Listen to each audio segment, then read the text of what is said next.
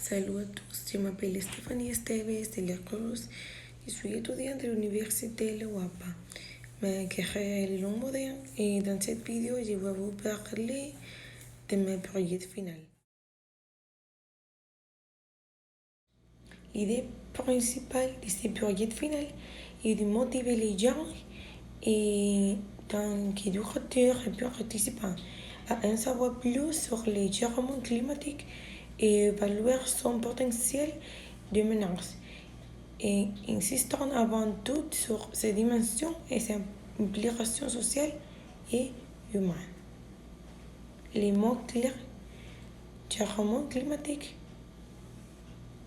pollution, construction, réchauffement global, dioxyde de carbone et déforestation, atmosphère.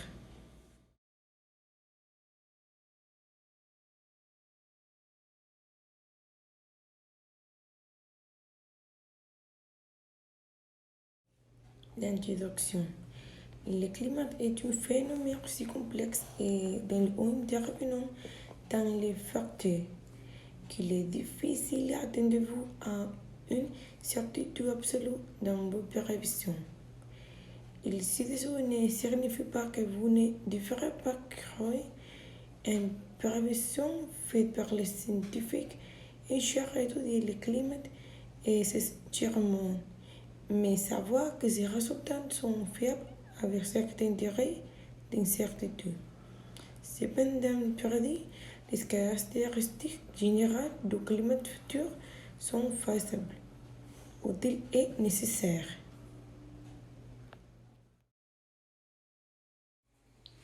Et développement.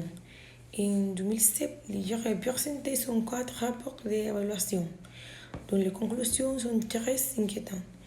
Il est suggéré de suivre les tendances actuelles des émissions de gaz à effet de serre. En 2005, la concentration globale de CO2 pourrait être entre 104,0 et 9,0 parties par million. Pour mettre ces données en perspective, rappelez-vous que la concentration d'aujourd'hui, c'est 3,85 et elle est pour certains seulement parties par million. Cette augmentation de la concentration de gaz à serre, comme nous le savons maintenant, il n'ira pas seul, il affectera également la température. Le GIR prédit que d'ici la dernière décennie du siècle XIX, la température moyenne mondiale pourrait augmenter entre 1 et 4 Celsius. Il est possible que si l'augmentation de la température semble faible ou peu significative, puisque vous aurez sûrement vécu des jours consécutifs avec des changements brusques de température, tels que celles qui se produisent par exemple lorsque un front froid ou une vague de chaleur. Mais ce que vous devez regarder à l'expirer, c'est que les prédictions tiennent compte des changements à moyen, c'est-à-dire des changements dans les températures générales des ans. La conclusion.